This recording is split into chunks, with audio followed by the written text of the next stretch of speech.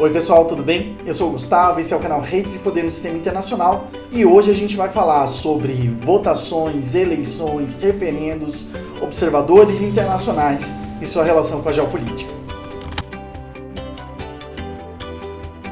Bom pessoal, essa semana a gente está vendo vários movimentos super importantes relativos à discussão sobre validação de eleições, né? A gente teve alguns referendos importantes, nós tivemos eleições importantes e nós temos agora aqui no feriado, né, no final de semana, perdão, a nossa eleição presidencial aqui no Brasil, que está sob escrutínio aí da comunidade internacional devido à importância que ela vai ter, né? E acho que isso todos nós temos noção, né, do quanto que essa eleição agora no domingo vai ser importante para a definição do futuro do país, não só com relação às políticas internas, mas também a posição que o Brasil vai assumir no cenário internacional de uma forma ou de outra.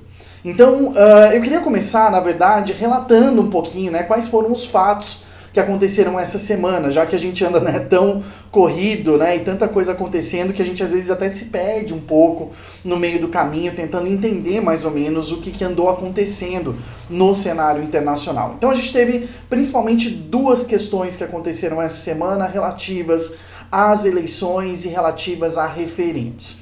A primeira foi a eleição na Itália de uma maioria parlamentar de direita e de extrema direita, né?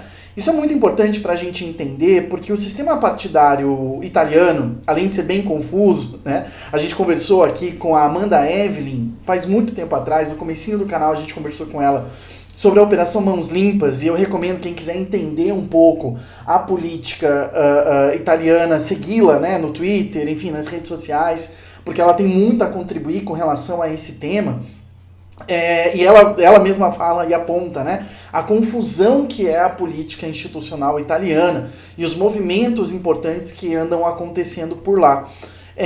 E também porque a Itália é um sistema político semipresidencial. Nesse sentido, a gente tem um governo muito próximo do modelo francês, né? A França também é um modelo semipresidencial, ou seja, existe um presidente, né, responsável por ser o chefe de Estado, mas a gente tem também a figura do primeiro-ministro, eleito de acordo com a maioria parlamentar, né? Esse semipresidencialismo, de uma forma ou de outra, é aquilo que garante que lá na França, na Itália, em outros países que adotam esse sistema, várias eleições, né, ocorrendo e também definindo um pouco, de forma um pouco diferente, né, qual é a função tanto do presidente quanto do primeiro-ministro. Por exemplo, se na França o presidente tem um certo poder, né, uma certa capacidade de comandar de uma forma ou de outra assuntos internos, assim como externos, no caso da Itália, o presidente é um chefe de Estado quase figurativo, cuja função é dar estabilidade para o processo político interno.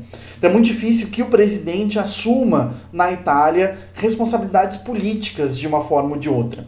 Por isso que é mais importante, né, e por isso que a gente fala sempre mais do primeiro-ministro italiano do que do primeiro-ministro francês, ainda que essas duas figuras existam. Por quê? O primeiro-ministro francês, de uma forma ou de outra, tem um papel importante de administração interna, mas quem chefia o governo totalmente é o primeiro-ministro da Itália, nesse caso, Giorgia Meloni, de extrema-direita, que assumiu recentemente a liderança desse grande bloco de direita e extrema-direita que concorreu às eleições lá na Itália e acabou ganhando a maioria parlamentar. É importante a gente lembrar que a Europa ela vem sendo, né, ocupada de uma forma ou de outra por governos de direita ou de extrema direita ao longo dos últimos tempos, né? Mesmo o Macron, lá na França, é de centro-direita. A gente tem governos de extrema direita, como é o caso do Viktor Orbán na Hungria, como é o caso do Andrzej Duda na Polônia, como é o caso da Liz Truss no Reino Unido. Então a gente tem de uma forma ou de outra essa atuação desses grupos de extrema direita que agora surge na Itália. Porém, qual é a diferença agora especificamente com o governo italiano? É que houve uma articulação entre esses partidos de direita e de extrema direita para ganhar a maioria parlamentar, porque esse é um aspecto muito importante. Algo que nós aqui no Brasil também temos que prestar atenção nas eleições que vão acontecer agora no domingo. Né? A eleição para o parlamento ela é tão importante quanto a eleição para o executivo. Né? Já que é o parlamento que de uma forma ou de outra vai ter capacidade de alterar, mudar as leis ou propor novas leis que vão gerar, né, movimentos importantes de alteração na sociedade. E por isso que esse movimento a gente tem que entender não só como a eleição da Giorgia Meloni, a eleição pela primeira vez desde o final da Segunda Guerra Mundial de um grupo político, né, que se inspira no fascismo do Mussolini, né, que repete isso, né, o principal partido chama-se Fratelli d'Italia, né, que são os irmãos da Itália, que tem esse viés, né, derivado do Mussolini de uma forma ou de outra, mas também o bloco que junta a Lega Nord, que é um partido tradicionalmente de extrema-direita, xenofóbico, anti-imigração, né, que, enfim, veicula o preconceito, inclusive, contra pessoas do sul da Itália, que vêm lá do norte, da região de Piemonte e Savoia, mas também o movimento Cinque Stelle, né, o Cinco Estrelas, mais popular no sul, e que reúne, de uma forma ou de outra, os indignados ou dissidentes, né, que a direita está captando lá na Europa. Então, a gente tem que entender, de uma forma ou de outra, o avanço dessas eleições como um movimento importante, inclusive que vai nos ajudar a perceber, né, a intencionalidade e o caminho, as tendências nos últimos dias. Também um outro resultado anunciado, que é o resultado dos referendos que aconteceram em 4 regiões da Ucrânia, que estão parcialmente ocupados pela Rússia. Né? Foram as províncias de Kherson, Zaporizhia, Donetsk e Lugansk, né, que são as regiões que estavam ocupadas, né, pela Rússia, mesmo que parcialmente. Né? Os dados, inclusive, desses referendos estão sendo muito interessantes, né, porque, como diz o Arthur Moura, que é um outro especialista que eu recomendo que vocês sigam, né, os dados estão sendo muito interessantes de ser observados pelo volume de sims, né, digamos assim, volume de apoio à incorporação desses territórios ao território russo, que era a proposta desse referendo. Né? Aí uma outra especialista e uma amiga minha, a Larissa Souza, ela aponta justamente para a manutenção, né, para a sequência, na verdade, de movimentos. Desde a época da anexação da Crimeia até agora, o movimento é o mesmo. Né, a realização de um referendo, a anexação do território, ou seja, isso vem de um projeto já aí de quase 10 anos, né? A gente está aí 8 anos da anexação da Crimeia, e os movimentos que estão acontecendo ali naquela região da Ucrânia estão seguindo mais ou menos esse movimento. Né? E aí é interessante, porque no caso da Abkhazia e da Ossétia do Sul, que foram os balões de ensaio, de uma forma, né, que são regiões do norte da Geórgia, onde aconteceu a mesma coisa em 2008, depois da guerra entre Geórgia e Rússia, a gente não teve o período de anexação dos territórios. A Abkhazia e a Ossétia do Sul ainda são consideradas repúblicas independentes, enquanto que nesse caso, tanto no caso da Crimeia, como no caso de Kherson, de Zaporizhia, de Donetsk e Lugansk, o que a gente encontra, na verdade, é justamente esse movimento de envolvimento, né, de anexação ao território por meio dos referendos. Né? E aí a gente já começa, né, a enfrentar algumas questões importantes sobre eleições, né, e a geopolítica envolvida nisso. Porque fazer um referendo de uma forma ou de outra demanda também legitimidade.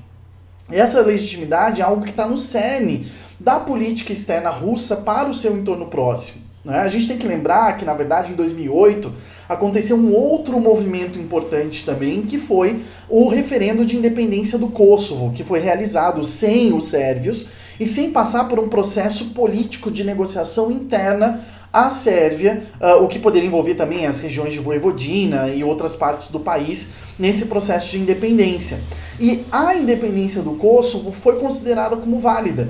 Nesse sentido, o que o Putin vem demonstrando desde o começo da sua atuação mais agressiva, a gente poderia dizer, com relação a esses territórios ali da região, é justamente o fato de que ele faria os referendos, né, daria uma forma dos referendos serem uma justificativa legal, digamos assim, desses processos de anexação, mas que de uma forma ou de outra, né, esses referendos seriam feitos, né, em ambientes que poderiam ser controlados pelo governo russo de uma forma. Há várias críticas com relação a esses referendos, né, relacionados ao ambiente de guerra, à insegurança, ao fato de que a gente tem avanços ucranianos acontecendo, né, em territórios que são agora reconquistados por Kiev. Mas, na verdade, o essencial é justamente para que servem observadores internacionais. Na verdade, essa é uma questão que tem se tornado cada vez mais importante na discussão de grandes questões geopolíticas do mundo. Porque isso envolve, por exemplo, Hong Kong, isso envolve não necessariamente Taiwan, mas principalmente a reanexação, digamos assim, né? Talvez a reestruturação da relação entre China continental e Hong Kong, né, seguindo uma mesma lei, na verdade, né, a própria mudança constitucional da Índia de 2017, que cortou a Caxemira em duas regiões diferentes, enfim, vários processos que andam acontecendo em que o modelo do referendo, o modelo da eleição, o modelo democrático, entre aspas, está sendo utilizado, na verdade, para validar posições que favorecem ao governo já em posição. A gente teve essa questão, por exemplo, isso não foi uma questão, melhor dizendo, no caso do Chile, né, e da Constituinte que foi realizada agora, talvez também porque tenha perdido, né, a Constituinte e o governo tenha encampado uma proposta mais centralista, né, do que aquela que estava sendo votada naquele momento. Mas a participação de observadores internacionais serve justamente para dar validade. E porque esses observadores internacionais, tanto governamentais como não governamentais, de uma forma ou de outra são aqueles que vão instruir os países num movimento muito importante, que é o movimento de reconhecimento de governos, né? A gente fala em relações internacionais de dois grandes movimentos importantes, jurídicos e políticos também, nesse sentido. Um deles é o reconhecimento de Estado, né? Ou seja, quando os países do mundo reconhecem que existe num determinado território um governo que comanda uma população e que esse governo pode fazer parte, enquanto Estado, da comunidade internacional. Essa grande discussão, por exemplo, com relação ao Kosovo. O Brasil nunca adotou uma postura com relação a essa independência, porque ele ainda está esperando a ONU se pronunciar. Isso gerou, por exemplo, nas Olimpíadas do Rio de 2016, a Copa foi em 2014, isso. Então, em 2016, gerou a situação em que a bandeira e o hino do Kosovo tocaram num país, né, já que o Kosovo é reconhecido pelo COI, pelo Comitê Olímpico Internacional, a bandeira e o hino tocaram quando uma judoca, se não me engano, ganhou a medalha de ouro, num país que não reconhece o Kosovo como independente, né? Isso não gera nenhum problema, nenhum tipo de problema, mas isso tem a ver com processos relativos a territórios, né? E por isso que talvez a gente esteja sentindo agora uma questão tão tensa e tão profunda, não só com relação aos referendos que aconteceram na Ucrânia, mas a eleições no geral, né? Porque a discussão sobre a legitimidade dessas eleições, ela é muito importante, inclusive, para a gente medir, mensurar qual é o humor da comunidade internacional com relação a eleições, né? No caso da Ucrânia, por exemplo, a Rússia não reconhece o governo desde 2018. O governo que depois veio a ser o do Zelensky, sob a afirmação, né, na verdade 2014, de acordo, né, em razão da afirmação de que esse governo é um governo resultado de um golpe, e que alterou a estrutura constitucional da Ucrânia. No caso, que é o período do Euromaidan, né, dos protestos lá na Ucrânia. Por outro lado, a gente tem alguns países que reconheceram, por exemplo, Juan Guaidó como presidente interino da Venezuela, depois dele se autodeclarar numa praça de Caracas o presidente daquele país, em contraposição ao Nicolás Maduro. Esse processo ficou numa esfera de indecisão, pelo menos até o começo desse ano, quando alguns oficiais dos Estados Unidos, né, do governo Biden, foram entrar em contato com a Venezuela para ver se ela poderia vender petróleo para os Estados Unidos em razão da guerra na Ucrânia.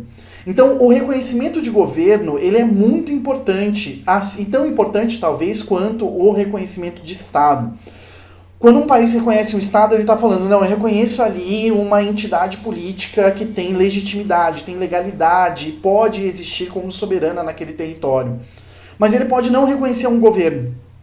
Ele pode não reconhecer algum grupo político ou alguma eleição que foi fraudulenta, alguma eleição que teve algum tipo de pressão violenta também no entorno, né? Porque os observadores eles estão aqui também não só para observar, né, se houve ou não houve fraudes e dar a sua chancela, mas para falar, pessoas morreram durante o processo eleitoral, o que significa que o clima político dentro do país, isso nós temos aqui no Brasil, né, vários apoiadores, por exemplo, do presidente Luiz Inácio Lula da Silva, foram mortos durante esse período eleitoral e ao longo desse ano. Para não falar de ativistas de direitos humanos, indígenas e quilombolas que foram assassinados ao longo dos últimos 6 anos.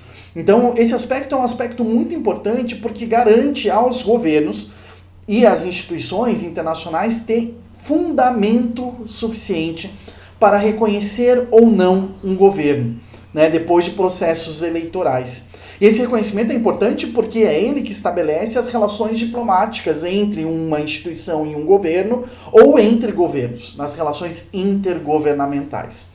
Por isso que a gente tem que prestar muita atenção nessas relações, porque a geopolítica aqui não diz respeito só a território, né, nesse sentido, mas sim como esse território é organizado, como que as normas eleitorais são manipuladas de uma forma ou de outra para garantir que o governo em exercício permaneça no poder, não é? E o perigo que essas eleições representam para a população civil que deveria ser livre para exercer o seu direito de escolha. Então, acho que esses são alguns aspectos importantes e interessantes que a gente enxerga nesses 3 movimentos, né? Ou seja, a eleição